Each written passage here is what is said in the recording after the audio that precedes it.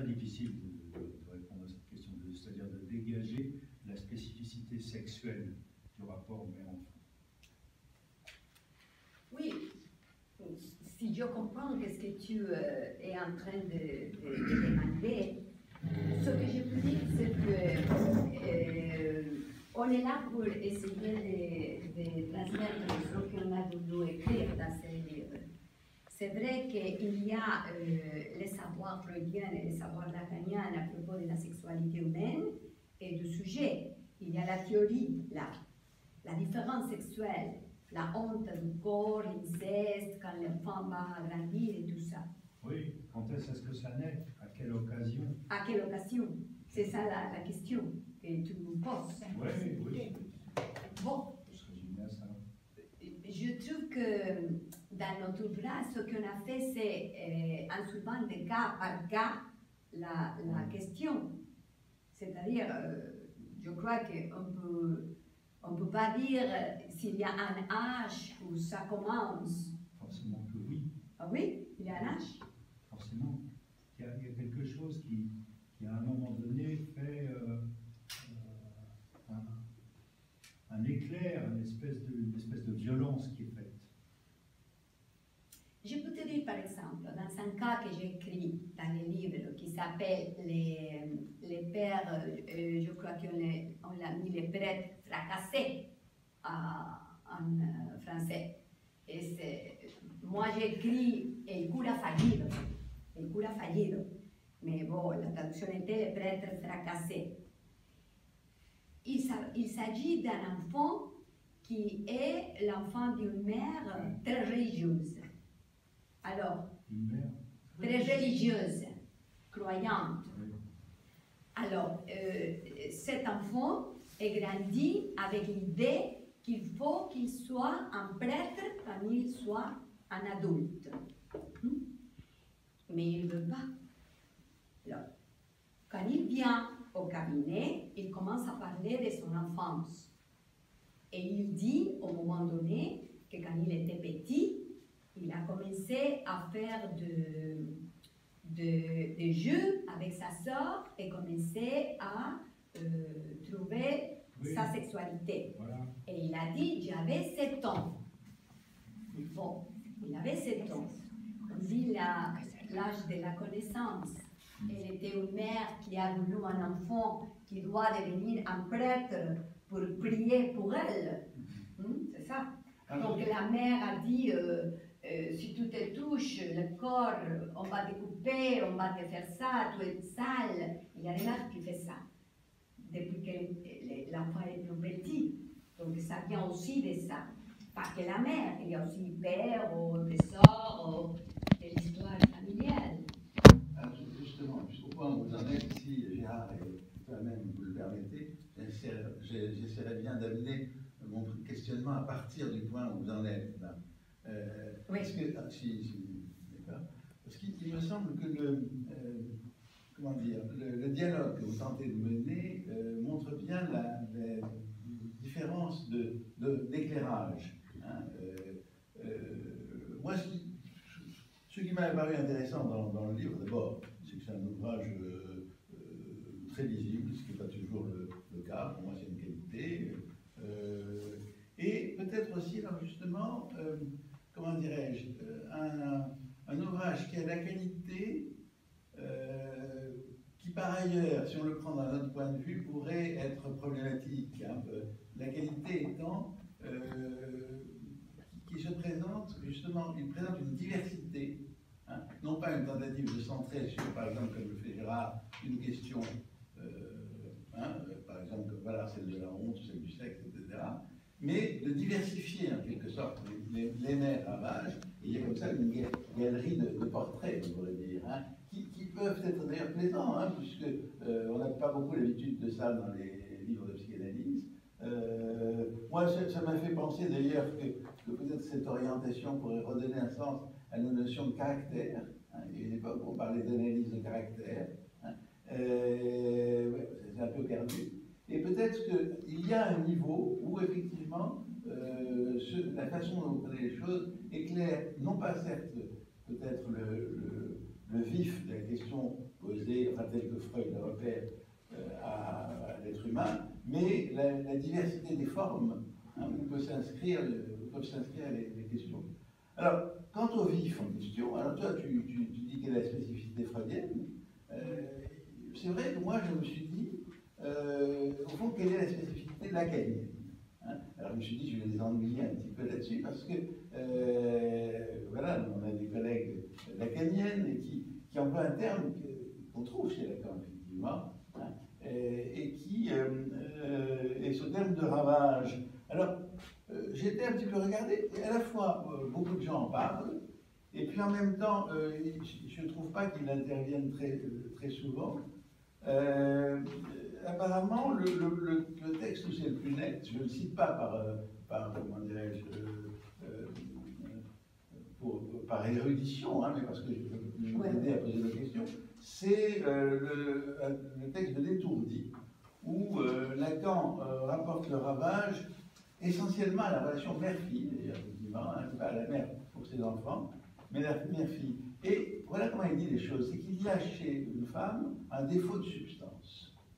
On peut être d'accord ou pas d'accord, je l'amène, c'est une thèse forte de Lacan, c'est-à-dire que je la rapporte au fait qu'une femme, moins facilement qu'un homme, peut s'assurer l'homme universel. Les femmes ne défilent pas derrière un drapeau, il les assure que, voilà, de même que l'homme, il se reconnaît, il fait il fait tout. Les femmes ne savent pas forcément très bien, et c'est ça aussi qui a donné toutes les analyses sur le patou, etc. Et alors, Lacan ajoute là qu'une fille attend de sa mère que celle-ci part à ce défaut de substance. C'est-à-dire qu'elle vient apporter un paré à un défaut de substance. Et alors, l'élucubration freudienne du complexe d'Oedipe, qui fait que la femme poisson dans l'eau, parce que la castration soit chez elle au départ, peu importe, introduit une fille au désir spécifiquement féminin, qui introduit une fille au désir spécifiquement féminin. L'élucubration freudienne, donc, contraste douloureusement avec le fait du ravage qu'est chez la femme, pour la plupart, le rapport à sa mère, d'où elle semble bien attendre comme femme plus de substance que de son père. Ce qui ne va pas avec lui est en second dans ce ravage. Donc c'est intéressant là, parce que le ravage n'est pas rapporté, par exemple, à ce qui serait la particularité de telle ou telle mère, mais il est rapporté à une attente de la fille. C'est parce que la fille attend de la mère quelque chose qui l'assure, par exemple, de la féminité, qu'elle lui transmette la féminité, que tout ce que pourra faire, je dirais, la malheureuse mère,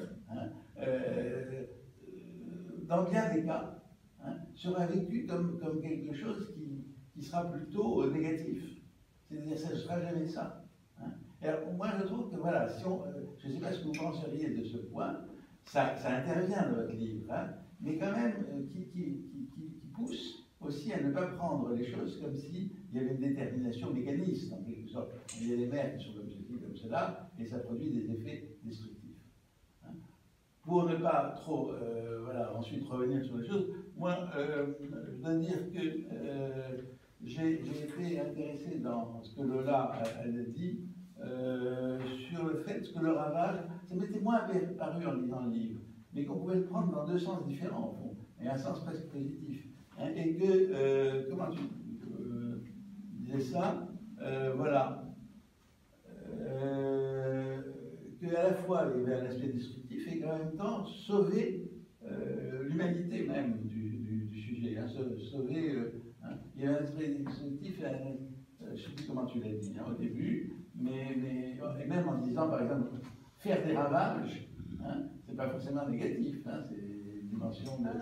Mais avant, tu l'avais dit aussi autrement.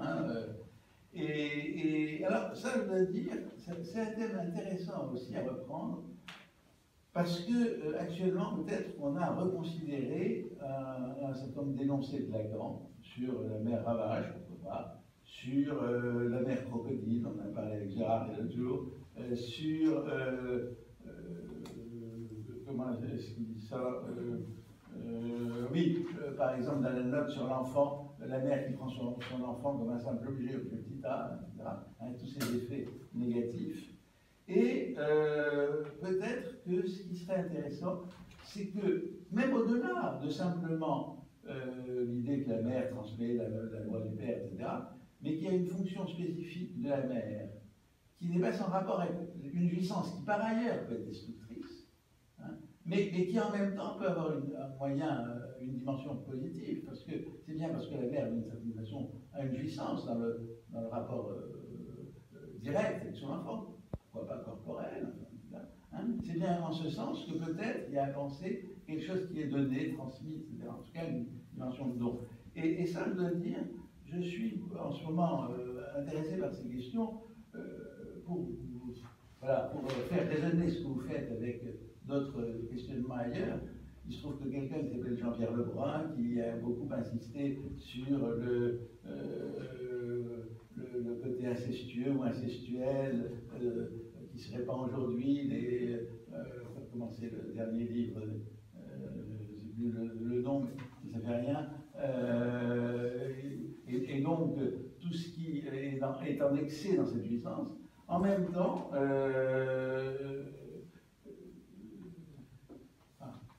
où est-ce que c'est?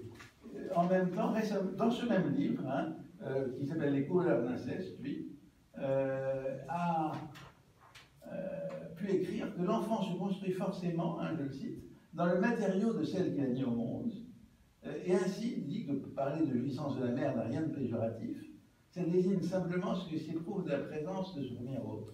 Hein. Je dis ça parce que je trouve qu'actuellement, il est important de faire à la fois ce travail que vous faites, et qui peut-être peut prendre différentes formes, hein, Gérard m'a indiqué qu'il pourrait aussi prendre une autre forme, mais aussi un travail presque inverse pour aller repérer comment l'envers de ce qu'on a beaucoup reproché à la mère est à penser pour penser à la constitution du sujet. Je dis tout ça parce que demain, après-demain, je serai à Bruxelles, où il y aura les journées qu'est-ce que la mère porte aujourd'hui, hein, et je pense que des choses comme ça sont à reprendre. Vous voyez, c'est une façon de reprendre votre questionnement dans un questionnement plus large, hein, je dirais. Alors, je ne sais pas ce que vous auriez envie à partir de ça, si vous avez envie de réagir. Oui. Hein. Qui veut réagir? Je voulais dire quelque chose sur ce livre. Tout d'abord, que j'ai beaucoup aimé.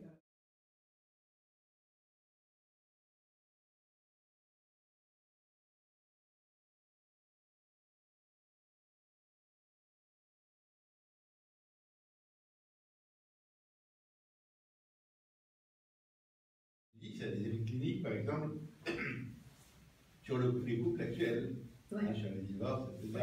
Hein. Sans doute, ce que vous écrivez, ce sont des effets cliniques. Mais il y aurait, justement, à différencier plus, des effets cliniques sur des femmes et sur des hommes. Parce que oui. le discrédit d'un homme, d'ailleurs contradictoirement impuissant et pourvu de maîtresse, et sans doute n'a pas le même effet sur une fille et sur un homme. C'est possible, d'ailleurs, moi, ça me fait penser à des choses que j'écoute de temps en temps sur le discrédit porté sur le. Oui, ce qui, dans la vie affective et sexuelle, produit parfois des effets curieux, c'est vrai, des effets de prise de distance, de recul, de maintien d'un côté très infantile dans le rapport à l'autre, par exemple. Je sais pas si vous avez dit quelque chose aussi. Moi, j'ai l'impression que c'est intéressant. Je l'ai moins perçu dans votre livre. Je le perçois plus dans ce que tu dis là. Tu vois, peut-être que là, quand on parle, on dit des choses. Oui, parce que dans les livres, ce qu'on a voulu aussi, vous voyez quelque chose que Goran a dit, et moi, je le trouve très intéressant. Et c'est pour ça qu'on a beaucoup aimé l'ouvrage de Goran, ce livre qu'on a publié dans l'éditorial espagnol. C'est un livre merveilleux à notre avis. C'est la question qu'on a